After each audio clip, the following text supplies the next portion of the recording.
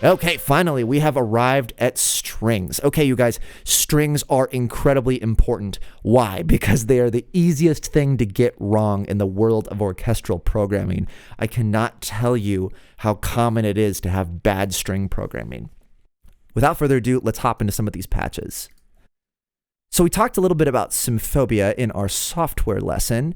And the cool thing about Symphobia is that they actually have some pre-recorded performances. I can't say the name of the show for copyright reasons, but we're going to call it a game of large chairs. In that show, the composer uses this particular patch from Symphobia incessantly with the strings, especially in the last couple seasons. Take a listen.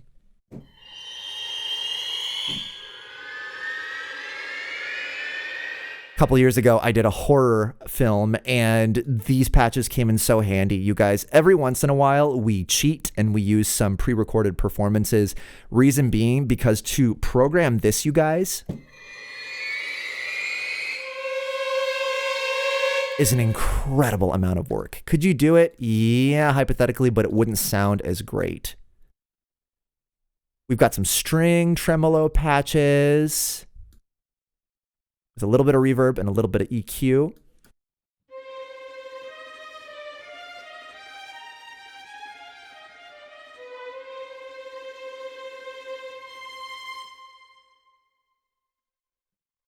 Moving right along. Violin harmonics. And what you'll notice is that I'm using a lot of symphobia for sort of these special string effects. And it's not that I couldn't get just as great results with more of a dedicated string library. Symphobia, like libraries like Albion from Spitfire, they kind of are just sort of catch-alls for fast orchestral programming. But all the string players being recorded in the room, I mean, there's just something that's great about it for these special effects, like these harmonics I'm about to play.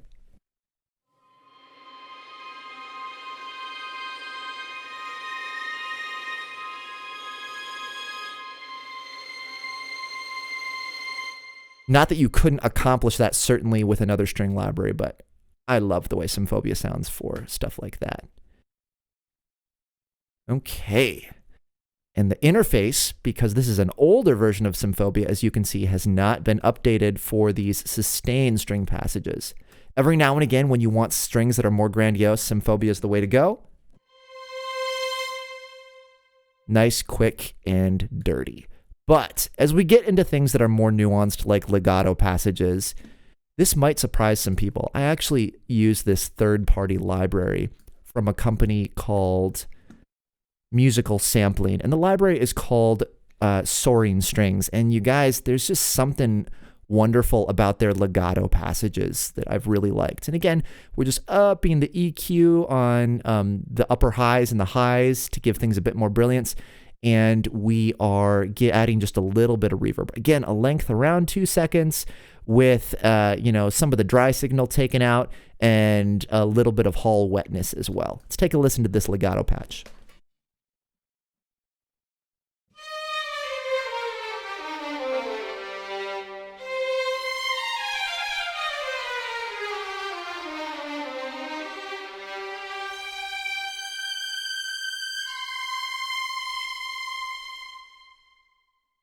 I rather enjoy soaring strings.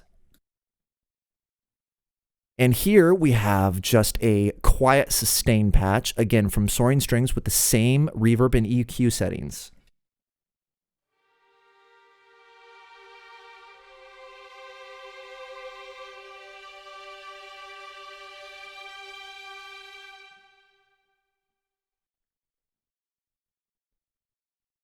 And this is yet a duplicate of my earlier violin legato, so I won't play that one.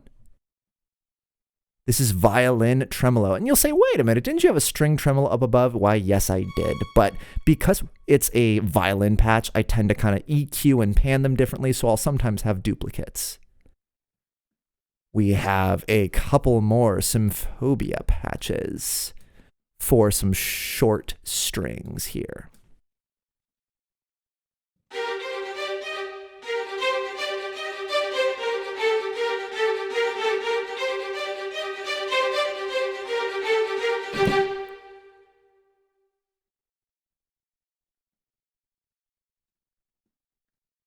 Violin pizzicato, again, with the same reverb and EQ settings.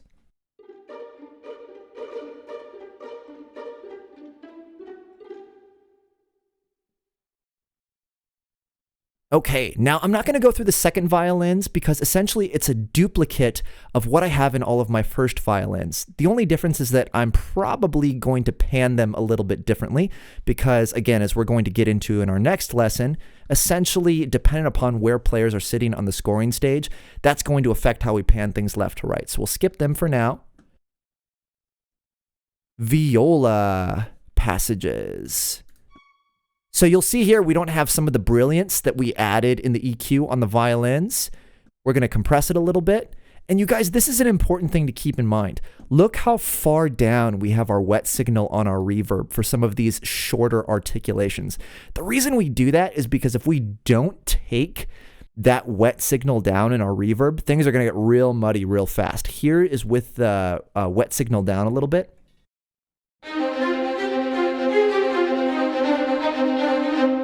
And if we turn that sucker up, goodness, they are just swimming in it. So watch your reverb for short articulations. So more viola staccatos. Here we have cellos. And you guys, you hear how enormous that sound is for the cellos, but there's something to be aware of with these large orchestral libraries. I use libraries like Albion or Symphobia when I'm trying to get a bigger than life sound. But let's break down kind of the orchestration of what I just did. So let's listen again. So that was a fifth, me playing a low C and a low G. The problem with that is with libraries like Symphobia and Albion, they're throwing likely some contrabasses in there. It's not just cellos. So just beware that when you pull open one of these sort of full orchestral libraries, you're not actually really orchestrating. You're just kind of grabbing notes. And that brings me to another important point of string programming. You guys, if you're writing for strings or winds or brass for that matter, don't write up and down. Don't just grab a bunch of notes and start playing. Write individual melody lines that all kind of flow and fit together, because that's how we orchestrate and that's how we write, and that's kind of how we should think about things. So moving on to our cello legatos. I have two different cello legatos because I like to do what I call Divisi sections, which is basically taking an instrumental section and splitting it in half and having half the players play one thing and half the players play another. Let's check out some of these cello sounds.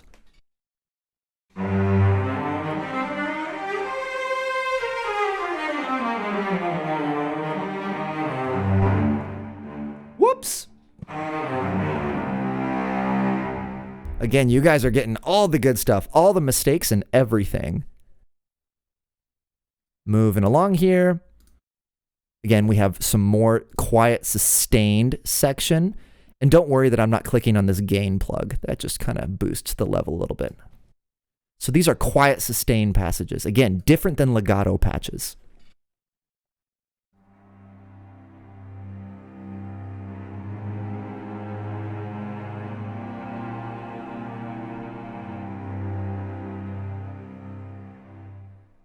So that's like if we had maybe 16 cellos playing, or if we had a Divisi section. But it might not sound that big if we had half our section rather playing one thing and half it playing another thing. And again, if we open up Symphobia with the very same settings, a little bit of high mid boost in the EQ for our cellos here, and a little bit of additional reverb, what you're going to hear, I'm actually going to play that very same thing again just to illustrate how important it is that you know exactly what you're doing when you open up something like Symphobia, because you might not actually be orchestrating. Let me play that again.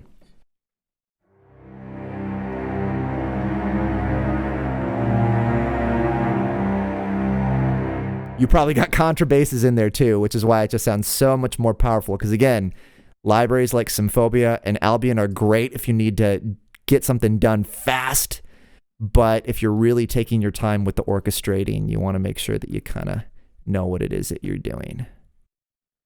Okay, let's take a look at some Symphobia short cello articulations.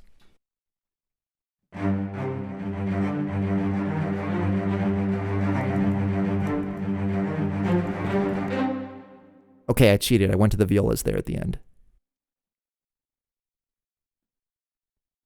Okay. More cello staccatos. We've got some contrabasses down here.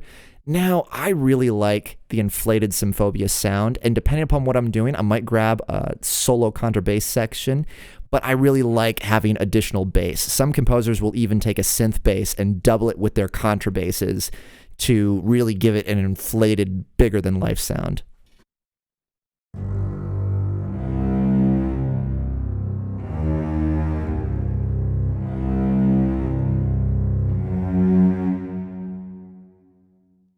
And again, I'm willing to bet I took some of the low end down. Oh, I did it. Oh my goodness. So we run the risk of it being a little bit muddy, but it sounded okay. So we'll go ahead and leave it for now.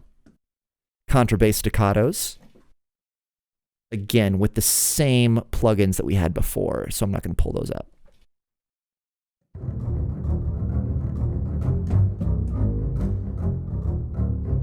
Nice and growly down there, and contrabass tremolos as well. Nasty and growly. So that's a quick overview of our string section.